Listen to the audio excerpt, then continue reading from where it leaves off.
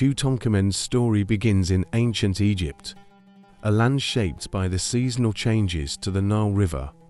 All life in Egypt depended on the river. The Nile provided food and natural resources, land for crops, a road for travel, and a means to transport materials and merchandise. The Nile provided a natural highway for transporting goods and people. Most of the major cities in ancient Egypt were located along the riverbank. Ships ferried merchants, messengers, and armies throughout the kingdom. Building supplies and other goods could quickly be transported. The trip from Memphis to Thebes typically took up to 2 months during the dry season. During the flood season, that same trip was reduced to about 2 weeks. The king's role was to unify the two lands. When Akhenaten died, the task to keep Upper and Lower Egypt united fell upon his son, the young Tutankhamun, the last pharaoh of the 18th Egyptian dynasty. Reigned from approximately 1332 to 1323 BCE. King Tutankhamun was a little-known king in Egyptian history compared to pharaohs like Ramses the Great, Thutmose III, Hatshepsut, or Cleopatra. The reason we remember him is that his tomb is the only one to be discovered nearly intact or untouched.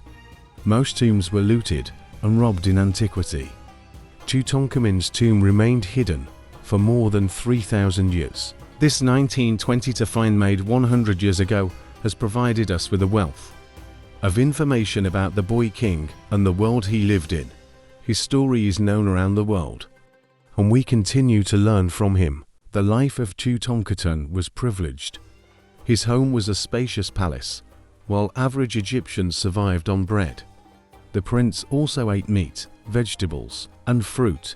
He wore finely woven clothing, and when he slept, servants fanned him with ostrich plumes, so he would not be disturbed by the heat. When he swam, guards watched over him to protect him from Nile crocodiles.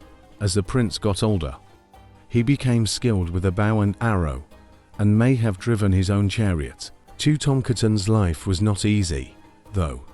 Modern science has revealed that he most likely suffered from genetic disorders that were inherited. CT scanning of his remains shows that he had a cleft palate, a curved spine, and a clubbed foot. A degenerative disease was destroying some of the bones in his feet, which meant he probably needed to use many of the 130 walking canes that were in his tomb. The ancient Egyptians believed that in order for a person's soul to survive in the afterlife, it would need to have food and water. The opening of the mouth ritual was thus performed so that the person who died could eat and drink again.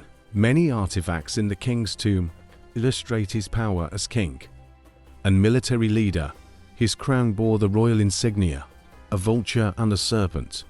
The vulture was Nekhbut, the goddess of Upper Egypt. The cobra represented the goddess Wadjet of Lower Egypt. Together, they symbolized the protectors of the united lands over which the king reigned. As chief of the army, Tutankhamun would have need of many weapons. His tomb housed a full suit of leather armor and 8 shields. 2 daggers were buried with him. Hunting served as practice for war. 6 chariots, 14 straight bows, 5 composite bows, 2 leather quivers, and hundreds of arrows found in the tomb equipped the king for battle. He also had 23 throw sticks, or boomerangs, used to hunt birds. The king would not go hungry. Meat was stored in egg-shaped wooden boxes. More than 100 boxes held grain and fruit, wheat, barley, honey, dates, figs, and almonds. Jars for wine and beer were carefully labeled with the year they were made and their region of origin. Some jars even included the name of the vine grower. As ancient Egyptian rulers, pharaohs were both the heads of state and the religious leaders of their people. The word pharaoh means great house, a reference to the palace where the pharaoh resides, while early Egyptian rulers were called kings. Over time, the name pharaoh stuck. As the religious leader of the Egyptians, the pharaoh was considered the divine intermediary between the gods and Egyptians, maintaining religious harmony and participating in ceremonies, were part of the pharaoh's role as head of the religion. As a statesman, the pharaoh made laws, waged war, collected taxes, and oversaw all the land in Egypt which was owned by the pharaoh. A sarcophagus is a stone coffin or a container to hold a coffin. Although early sarcophagi were made to hold coffins within, the term has come to refer to any stone coffin that is placed above ground. The earliest stone sarcophagi were used by Egyptian pharaohs of the 3rd dynasty, which reigned from about 2686 to 2613 BCE. The sarcophagus was an important part of an elaborate burial process. Ancient Egyptians believed that they would live on in an afterlife. They prepared a dead person for this afterlife by embalming the body and wrapping it in linens, a process known as mummification. The body was then placed carefully into a mummy caser box that fit between the mummy and the coffin. The coffin would then be placed within the sarcophagus. Sometimes, the sarcophagus served in place of a coffin. The territory of the ancient capital of Egypt, Memphis, is home to dozens of pyramids, where burial chambers for kings were built during the 3rd and 4th dynasties. This step pyramid is significant because it was the first stone building constructed by the Egyptians. It also marked a departure from the traditional burial structure known as a mastaba.